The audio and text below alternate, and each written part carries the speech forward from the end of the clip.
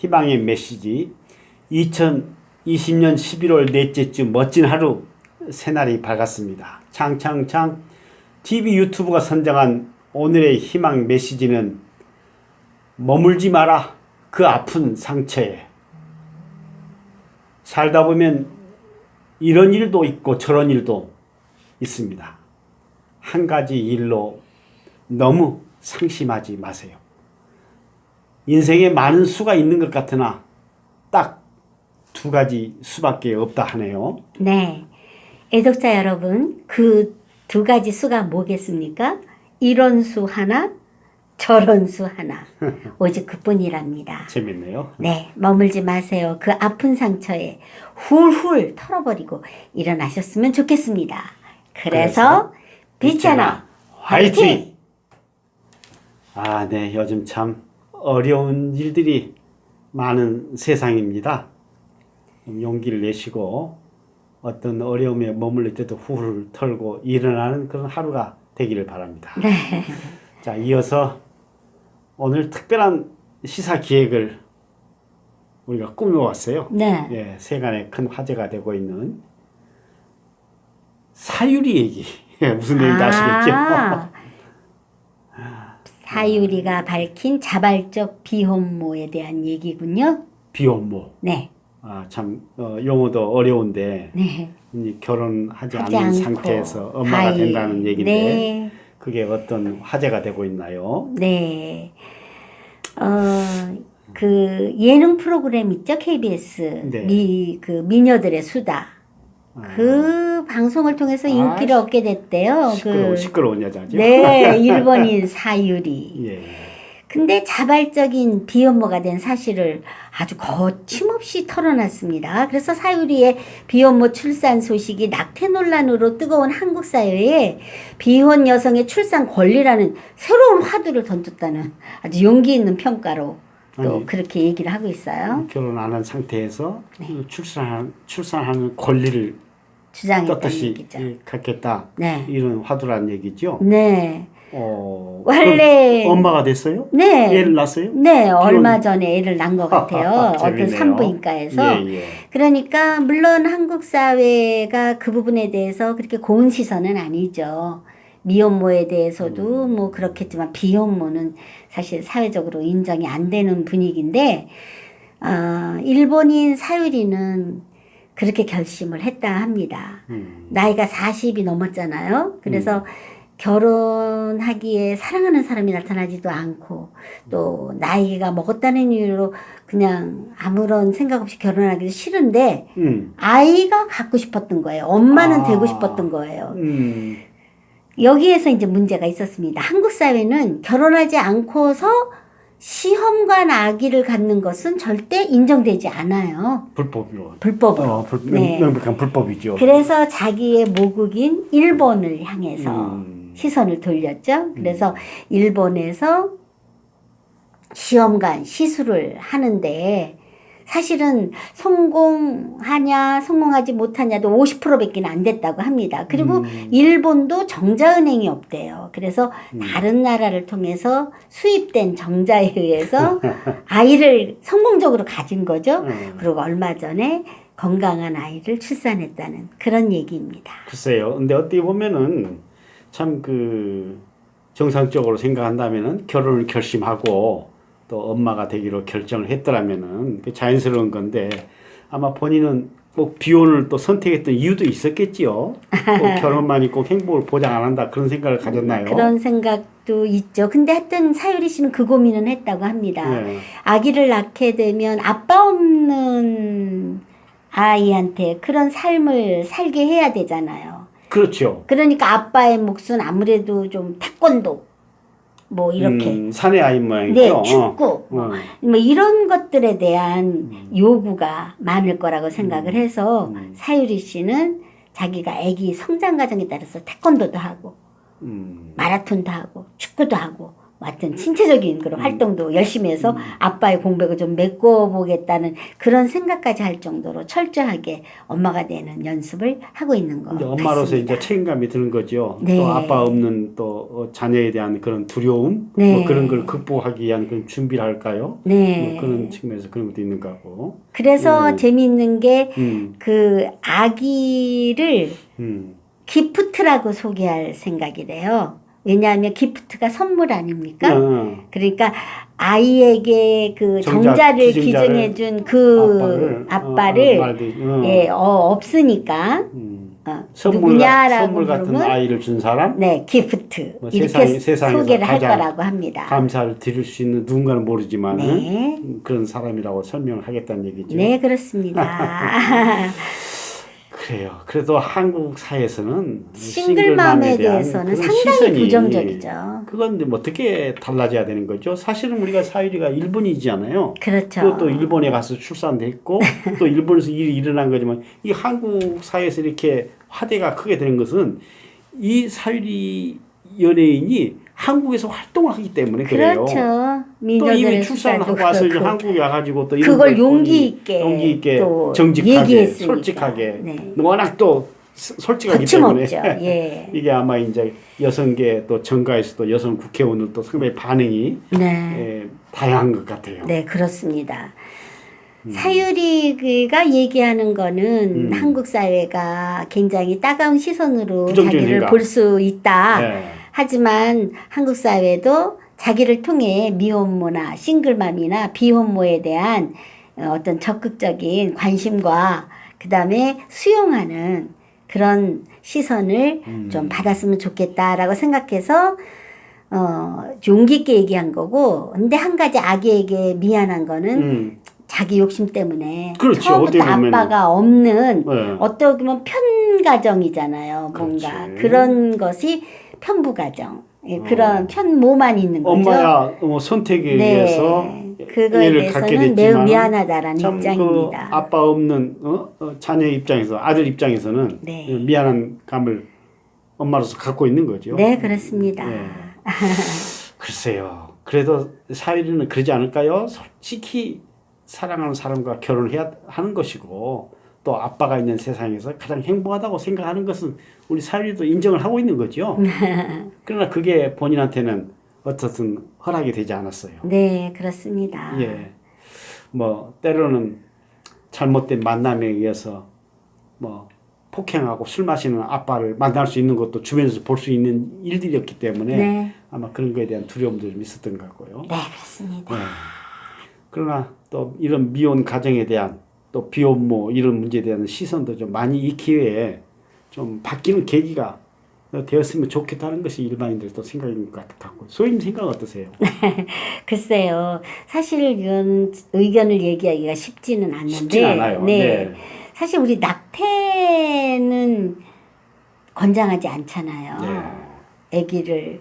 근데 인정은 하잖아요. 그런 것처럼 아이를 낳는 것도 사실은 좀 금하고는 있지만 인정은 해야 된다라는 생각을 사유리도 했고 정확한 표현은 비혼 출산이죠. 그렇죠. 비혼으로서 출산하는 것도 네. 좀 법률적으로든 사회적 인식이든 네. 좀 바뀌었으면 좋겠다. 그런 네. 또 바람을 또 담았더라고요. 그렇습니다.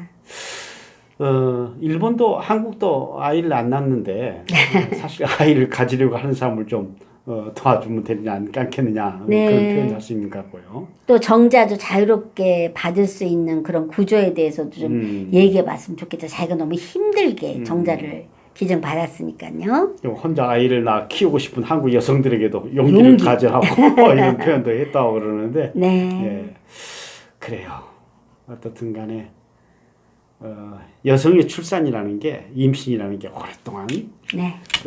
하루 만에 엄마가 되는 게 아니잖아요. 그럼요. 오랜 인고의 세월. 네. 그 세월을 그 엄마가 과정을 건데. 겪으면서 엄마가 되어가는 거죠. 그러니까요. 우리 여성들은. 예. 하여튼 뭐 이런 다른 사람을 배려하고 또 다른 사람들 잘 이해해주는 이런 사회 또 그런 세상이 되었으면은 참 좋겠다. 좋겠습니다. 네, 뭐 어떤 결론을 얻자는 얘기는 네, 아니고 우리가 워낙 한번, 뭐 네. 뜨겁게 화두가 되고 있다 보니까 한번 같이 한번 생각해 볼 수 있는 자녀를 기회를 한번 가져봤습니다. 한번 가져본 거죠. 우리 애독자 여러분들은 어떤 생각을 가지고 계시는지요? 네. 네, 비혼모의 출산. 네. 예, 특별한 주제를 다뤄봤습니다. 자, 다음은 순서를 바꿔서 지혜로운 어르신들이 꼭 챙겨 듣는 블라보 마이 라이프 건강광장 시간입니다. 무릎을 탁 치는 한마디 고사성어로 넘어가겠습니다.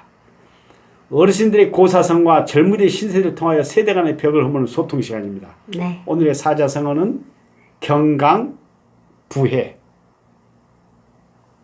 끌견, 굿셀강, 붙을부, 모울회. 전혀 가당치도 않은 말이나 주장을 억지로 끌어다 붙여 조건이나 이치에 맞추려고 하는 것을 비유하는 말이라고 그럽니다. 도리와 이치와는 전혀 상관없이 자신의 주장만 내세우면서 합당하다 우기는 꼴이죠. 예. 우리가 주위에서도 많이 볼 수 있는 건데 요즘 세상에는 그저 자기 논에 물대는 식으로 경강부회한 주장을 무리하게 하는 사람들이 참 많아요. 네, 그렇습니다. 세상이 많이 그렇게 돼가고 있는 것 같아요. 아집이 강하고 자기 고집, 자기 주장만 강한 사람들. 네, 그렇습니다. 경강부회. 네. 네. 오늘 신조. 신조 시간인데 오늘은 네. 사실은 애독자 여러분 중에서 좀 연세가 있으신 분들에게는 그렇게 상큼하고 기분 좋은 얘기는 아닐 것 같지만 네. 지금 젊은이들 사이에서 또 그렇게 많이들 얘기되어지는 신조가 있습니다. 혹시 아실지 모르겠네요. 뜰딱충 아시겠어요? 뜰딱충. 네. 대충 그 감이 감은 오시죠? 오는데 이게 그다음 또 한 가지. 안 좋죠? 비속적인 네, 표현이죠. 이건 비속어죠. 신조라기보다는 비속어에 가까운데요. 글쎄. 할매미 이것도 아시겠어요? 할매미. 매미. 네, 뜰탁충이라는 네. 것은 뜰탁은 예전에 한번 했어요. 저희들이 틀리딱딱 맞아요. 했죠 한번. 충은 뭐죠? 틀리딱딱 네. 충은 벌레 충자예요. 아이 저런.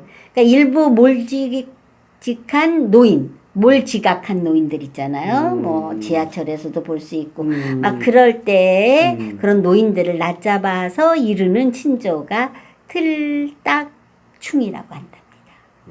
그래요. 그래서 뜰딱충존실 하면 뜰딱충, 뜰탁 그 틀리 딱딱하는 벌레 같은 노인이 좋니 싫니 이렇게 물어볼 때 뜰딱충존실 이렇게 좀 얘기한답니다. 표현이 좀 그러네요. 네, 예. 그렇습니다. 할매미도 조금 사실은 또 안 좋은데 이거는 이제 매미처럼. 시끄럽잖아요. 시끄럽게? 매미가 여름에 올 때 굉장히 시끄러운데 할머니들 사실 일본 몰지각한 할머니들이 주위 생각 안 하고 너무 떠들잖아요.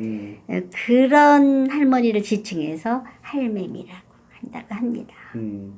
일단 공중장소, 뭐 대중 교통수단 안에서 좀 목소리가 크다 그런 표현 정도 같은데 네, 그렇습니다. 요즘 젊은 친구들 이해할 부분도 있어요. 물론 그래요. 사실은 나이 들어가면서 이게 청력이 많이 떨어지는 거거든요. 네. 그러다 보니까 목소리가 대화를 할 때 커지게 목소리가 됐잖아요. 커지고 그러는 건데 네. 좀 그게 좀 지나칠 정도로 뭐 전화를 사용한다든가 뭐 옆 사람과의 뭐 소란스럽다. 고성을 아마 네. 그런 경우를 하는 비속적인 표현이 아닌가. 네. 그런 노인 비하의 표현이기 신조입니다. 때문에 네. 조금 아쉽긴 하네요. 네, 그렇습니다. 그래요. 하여튼 뭐 조심해야 되겠죠. 네. 유머 웃음 보따리 오늘 별걸 다 보겠네. 별걸 일소일소 한마당 많은데. 코너로 가보시죠. 네. 거대한 코끼리가 낮잠을 자고 있었다고 합니다. 그래요. 그런데 코끼리가, 개미가 코끼리를 기어 올라가려니까 등산하는 기분으로 등산한다고 배낭까지 메고 코끼리 배 위로 올라갔어요.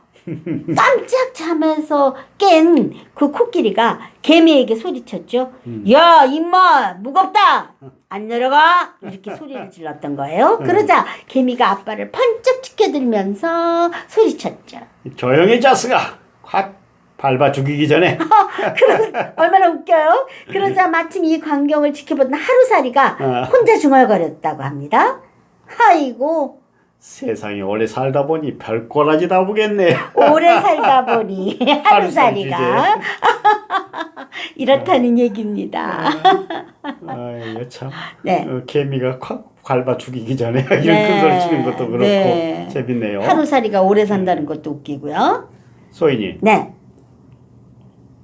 이게 썰렁하면서도 참 유머가 재밌어요. 아재 개그. 앵콜 아재 개그. 네, 저희 손녀딸도 아재 개그 얘기 이거 보고 하던데요. 오늘은 좀 우울하지만은 한번 웃자고요. 네네.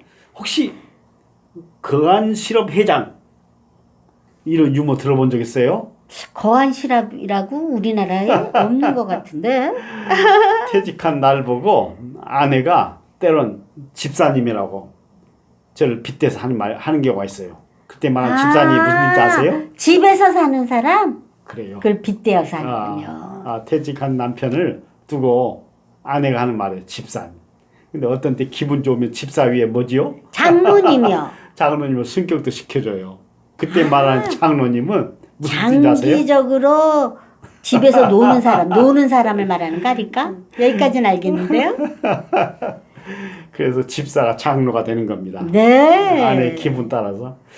가끔 연락 오는 지인들이 휴대폰을 전화 와가지고 요즘 어떻게 지내?